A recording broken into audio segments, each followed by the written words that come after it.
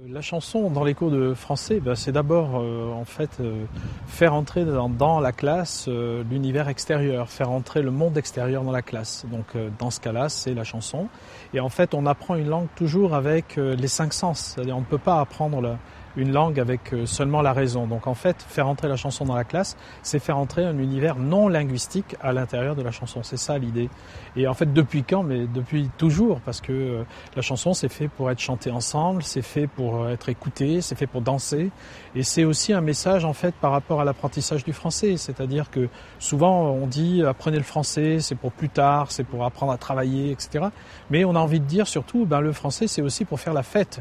C'est aussi pour danser, c'est aussi pour rigoler ensemble.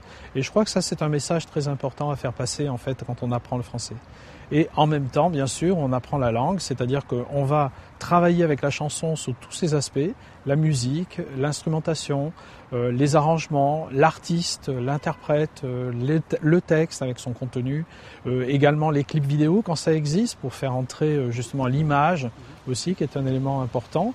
Et ce sont tous ces aspects qui vont constituer une approche qui va essayer de toucher l'élève dans ce qu'il a de plus personnel, parce que chaque élève, chaque étudiant, chaque stagiaire est différent.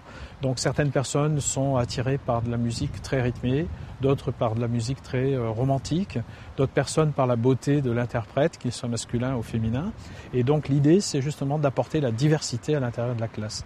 Voilà l'idée de base, quoi.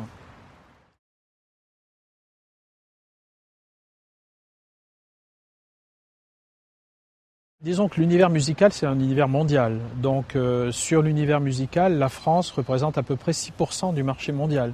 Donc c'est pas beaucoup. Et si on prend les États-Unis et le Canada réunis, c'est plus de 30% du marché mondial. Donc effectivement, si une personne veut avoir un succès vraiment international, son intérêt parfois c'est de chanter pour le plus grand nombre. Donc elle va avoir plus de facilité à être produite si elle chante donc dans une langue qui est la plus largement comprise dans le monde que si elle chante dans une langue régionale, j'ai envie de dire. Et donc ça se comprend très bien. Il faut savoir que la chanteuse vivante française qui a vendu le plus de disques en 2011-2012, c'est Zaz, qui a donc eu un succès absolument mondial.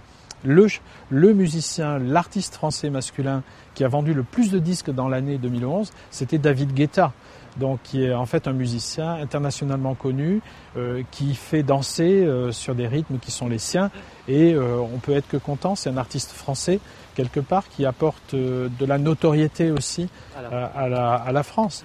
Mais la langue française, par contre, est une langue très belle, on le sait. C'est une langue d'expression. Donc pour certains artistes, pour certains auteurs, compositeurs, ça va être le lieu d'expression le plus performant. Et je pense que certains artistes, au contraire, ne souhaitent pas écrire ou chanter dans une autre langue parce que justement, ils se sentent le mieux possible dans leur langue. Et c'est vrai qu'on peut jouer avec le français, on peut exprimer de l'émotion avec cette langue tellement bien que lorsqu'on est maître de cet outil, lorsqu'on se sent le plus à l'aise dans cet outil, on a raison de le choisir aussi comme langue d'expression.